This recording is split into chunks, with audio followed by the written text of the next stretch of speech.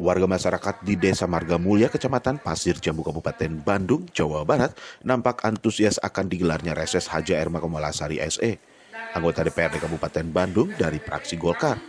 Reses masa sidang ketiga tahun 2022, aspirasi ditanggapi positif terkait dengan aspirasi masyarakat, terutama terkait dengan banjir bandang yang melanda Desa Margamulya belum lama ini. Reses dihadiri tokoh masyarakat, para lembaga desa dan para pemuda serta para RT dan RW. Kalau di sini hasilnya agak beda, terfokus ke urusan banjir. Bagaimana tanggul-tanggul yang jebol segera minta digonjol.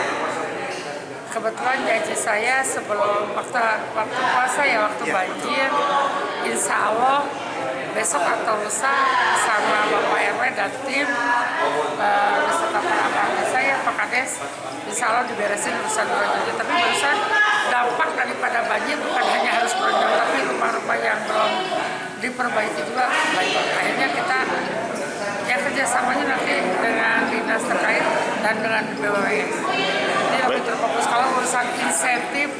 Ibu kader sudah tiap desa mengajukan itu, tinggal kebijakan Bapak Bupati saja. Kepala Desa Margamulya, Dede Odi, menyampaikan terkait dengan banjir bandang yang melanda di warga masyarakat tentunya perlu bantuan semua pihak. Dalam hal ini, Haja Erma Komalasari SE akan menyumbangkan anggaran pribadi, yakni sumbangan bangunan bronjong untuk kepentingan masyarakat.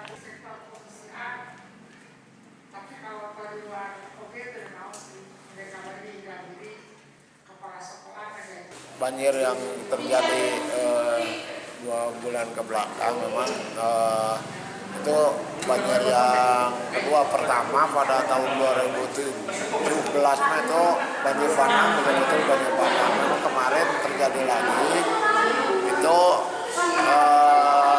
alhamdulillah sebetulnya desa itu sudah berupaya mengajukan dari kerugian pasca banjir itu baik ke BPBD maupun ke BBWS. Mungkin alhamdulillah bahwa dari BBWS sebetulnya sudah nyurvei ke lokasi yang kebanjiran, yaitu dengan mungkin